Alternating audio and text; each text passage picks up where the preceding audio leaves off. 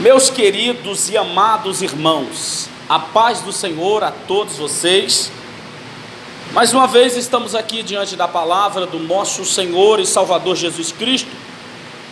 Epístola que o apóstolo Tiago escreveu aos irmãos dispersos. É uma carta universal, pois ela tem uma importância gigantesca para todos nós. O capítulo de número 3, do versículo de número 1 ao versículo de número 12, nós falamos anteriormente sobre o confronto entre a fé e as obras, e que elas andam interligadas, uma faz parte da outra. Não há a possibilidade de dizermos que temos fé se essa fé não foi expressada através das obras. O que nos mostra que temos fé é as nossas obras. A diferença é que o apóstolo Tiago, ele vai dizer a mesma coisa que o apóstolo Paulo disse em outras palavras. O apóstolo Paulo, de maneira alguma, ele quis dizer que o fulano é salvo só em ter uma fé abstrata. O apóstolo Tiago, ele vai dizer, enfatizar, que devemos evidenciar a nossa fé através das obras. E ele continua aprofundando aqui, falando sobre a nossa língua, o cuidado com a palavra, ou o tropeço na palavra. Devemos ter um imenso cuidado com a nossa fala. Ele vai dizer aqui: meus irmãos, muitos de vós não queiram ser mestres, sabendo que receberão mais duro juízo. Não queiram ser mestre, pois receberá duro juízo. Ele está voltando essa palavra para si, e está trazendo o peso de ser um mestre, aquele que é responsável em repassar a palavra para aqueles que irão admoestar as outras pessoas, assim como ele fez na reunião de Atos capítulo 15, o primeiro concílio da igreja. O apóstolo Tiago estava ali para liderar sobre os líderes, ele estava executando o papel de mestre, era isso que ele estava fazendo. E ele está dizendo aqui, não queiram ser mestres, porque haverá um juízo maior sobre vocês. E ele coloca aqui na primeira pessoa: receberemos mais duro juízo. O versículo de número 2, ele diz assim: porque todos tropeçamos em muitas coisas. Se alguém não tropeça em palavra, o tal varão é perfeito e poderoso para também refrear todo o corpo. Se o indivíduo ele tem a habilidade, ou ele tem o domínio sobre a sua língua, se ele consegue refrear a sua língua, esse tal varão, ele é perfeito. Ele consegue dominar todo o seu corpo, porque todo o seu corpo é dominado pela língua. A ordem que vem do cérebro, que é expressado através das palavras. Se esse indivíduo ele consegue dominar o que ele fala, se ele consegue antever o resultado da sua fala, esse tal varão, ele é perfeito. É isso que ele está dizendo, e ele pode dominar todo o seu corpo, porque depois que lança a palavra, o corpo vai efetivar essa palavra. Eu vou ler, então ele vai dominar o corpo para sentar, para estar num lugar ambientado para que ele venha ler. Mas primeiro ele lançou a palavra. Antes mesmo de lançar a palavra, Jesus falou na raiz de todos os problemas, na fonte dos desejos. O cérebro, ele pensa, arquiteta as ideias, e logo após isso vem a ser falado, e depois o próximo passo é ser executado pelo corpo. O versículo de número 3, ele diz assim: ora, nós pomos freio nas bocas dos cavalos para que nos obedeçam e conseguimos dirigir todo o seu corpo. Ele começa dando um exemplo aqui de que o corpo do animal ele consegue dominar, porque os freios são colocados sobre a boca dos cavalos, e assim conseguimos dominar os cavalos. Puxa as rédeas que está sob a boca do cavalo, e assim ele para, porque os freios estão sobre a sua boca, e assim você consegue dominar todo o corpo. Quando solta a rédea, o cavalo está livre, ele balança a rédea para que o cavalo assim corra mais rápido. Se quiser que pare de imediato, ele puxa as rédeas e assim o animal vai parar. É isso que ele está falando aqui.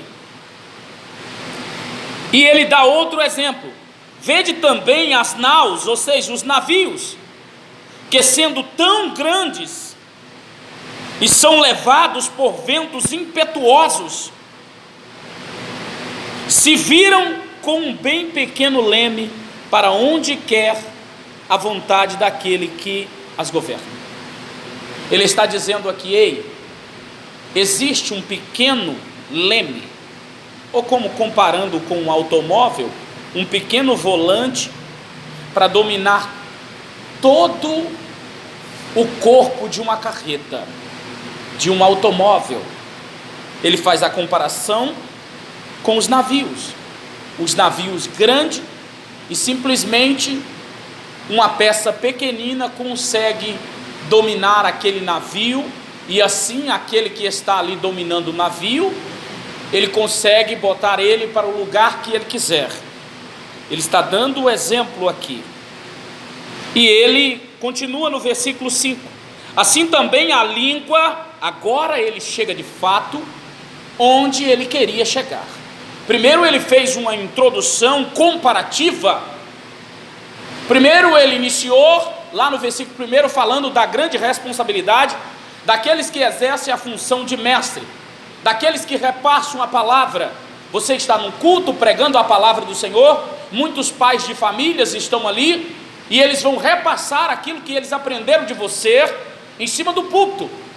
Então você está sendo mestre sobre eles, porque eles repassarão essa palavra para outras pessoas.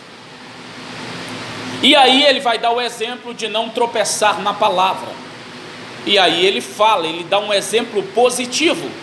Ele traz o cavalo e traz as naus, os navios. E agora ele vai falar da língua. Assim também a língua é um pequeno membro e gloria-se de grandes coisas. Ou seja, a língua, ela é um pequeno membro do nosso corpo, mas ela se gloria de grande coisa, de grandes coisas, porque através da língua as pessoas fazem muitas coisas, porque é através da língua que elas emitem a palavra, e assim as pessoas, ao ouvir o que a língua está falando, essas pessoas reproduzem o que essa língua falou, e assim elas podem fazer grandes coisas. Grandes pensadores pregaram, como Jonathan Edwards, Charles Parham, Seymour, como Pedro no dia de Pentecostes, como Paulo, que a sua fala está registrada em livros.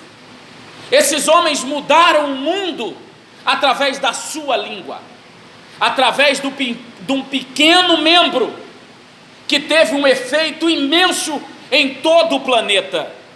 E ele vai dizer aqui: ei, a língua se gloria por ser um pequeno membro e fazer tantas coisas. Olha só o tamanho de um bosque, como ele é tão grande, e um pequeno fogo pode incendiá-lo. Ele dá mais um outro exemplo aqui. Vocês olham para um bosque, para uma mata, e olha como ela é imensa, mas um pequeno riscar, um pequeno acender de fogo pode incendiar todo o bosque. Ele está trazendo o comparativo, mostrando como a língua tem o poder de destruir, de causar um grande dano. E ele continua dizendo: a língua também é um fogo, como um mundo de iniquidade. A língua está posta entre os nossos membros e contamina todo o corpo, e inflama o curso da natureza, e é inflamada pelo inferno. Lembra da serpente falando com Eva? Lembra de Eva convencendo Adão? Tudo isso foi mediante uma língua. Houve uma fala, as conversas, os enganos, os grandes prodígios, tudo isso é mediante a língua. E ele está dizendo aqui: ei, ela é um pequeno membro que, estando inflamado, ela muda o curso da natureza, ela muda o curso do mundo. Quando se pega uma fala, o pastor costuma dizer sobre massificação de informação. Quando se pega uma informação e transforma essa informação foi lhe dada pequena, e de repente você expandiu essa informação e trouxe proporções que essa informação não deveria ter. E ele vai dizer aqui: a língua inflamada, ela trabalha com propósitos malignos, e ela pode mudar o curso da natureza. Adão e Eva, através do diálogo com a serpente, mudaram o curso da natureza. Os animais se tornaram feras selvagens, os alimentos já não eram produzidos mais da mesma maneira, as árvores produziram espinhos e abrolhos. Tudo mudou por causa de uma língua inflamada, e assim mudou o curso da natureza, e é inflamada pelo inferno, porque toda a natureza, tanto de bestas feras, como de aves, tanto de répteis, como de animais do mar, se amansam e foi domada pela natureza humana. O homem domina os animais, os répteis, os grandes animais são dominados pelo homem, através da ação e da fala do homem. Ele está dando esse exemplo. Mas nenhum homem pode domar a língua. É um mal que não se pode refrear. Está cheia de veneno, de peçonha mortal. É isso que ele está dizendo. A língua é um instrumento que está cheio de veneno mortal, porque a palavra, ela pode matar alguém, assim como pode trazer à vida alguém. E ele vai e diz aqui, versículo de número 9: com ela bendizemos a Deus e Pai, e com ela amaldiçoamos os homens, feitos à semelhança de Deus. Olha aí, de uma mesma boca procede bênçãos e maldição. Muitos irmãos não convém, meus irmãos, ele diz assim: meus irmãos, não convém que isso se faça assim, que a tua boca saia bênção e maldição. Não deixa com que isso aconteça contigo. Por isso ele está dizendo aqui: porventura pode sair de alguma fonte um mesmo manancial de água, ou seja, de uma mesma fonte pode sair água doce e água amarga. Ele está dando esse exemplo, que uma fonte ela só produz uma qualidade de água, que nós devemos produzir frutos dignos de arrependimento. Meus irmãos, pode também a figueira produzir azeitonas, ou videira, ou a videira figos? Assim tampouco pode uma fonte dar água salgada e doce. O que ele está dizendo para nós? Que nós temos que produzir frutos dignos de quem é salvo. Não tem como uma hora você está xingando, falando palavrões, e outra hora está dando aleluia e glória a Deus. Uma hora você está dizendo piadas imorais, e em outro momento você está pregando a palavra. Está produzindo algo diferente, está produzindo duas coisas de uma mesma fonte. Tenhamos cuidado com a nossa língua, refreamos a nossa língua, é isso que devemos fazer, e que devemos guardar essa palavra em nosso coração. É isso que o Senhor tem para todos nós.